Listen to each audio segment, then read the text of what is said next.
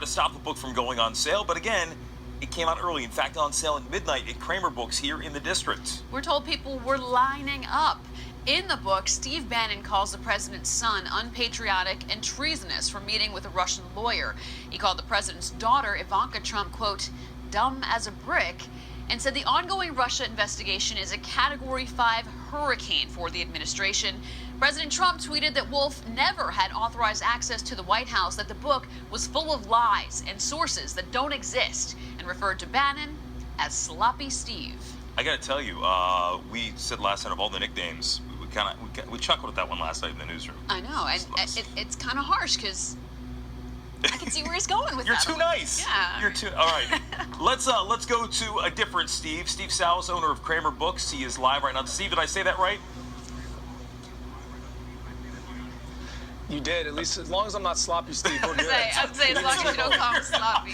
Hey, so we saw the pictures last night. When's the last time you saw this anticipation for a book? Because you had them lined out the door last night. Oh, we had a big crowd last night, and we sold all of our copies within a couple minutes. It was really, really awesome, very cool.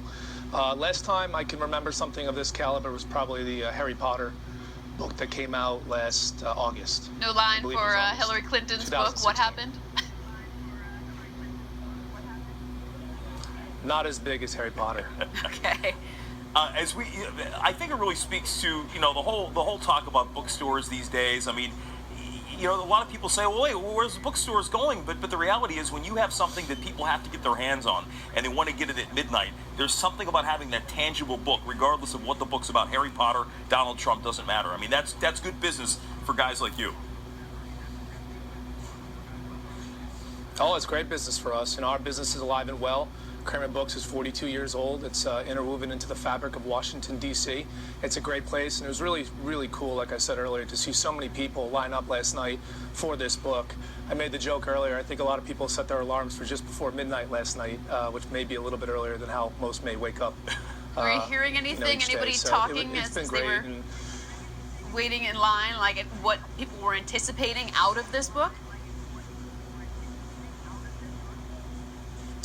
Well, there's so much controversy around the book, and there's a lot of juiciness. So I think anytime there's controversy and juiciness, I think that it definitely, there's an opportunity for people to talk. A lot of people have talked about this book, and as evidence to that very fact, the publishing house obviously moved up the book date from Tuesday to today.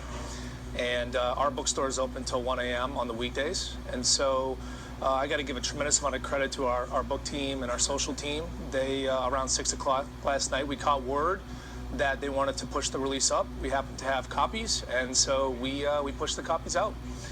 Keep cashing those checks. You're sold out, right? And they sold, like I said, in just a few minutes. So, we sold out last night literally in a couple minutes. All right. We're going to call you Sweater Steve. I think that could be our nickname for Steve Salis from Kramerbooks. Certainly not Sloppy Steve tonight. Steve, I appreciate it. That's cool. I can take that.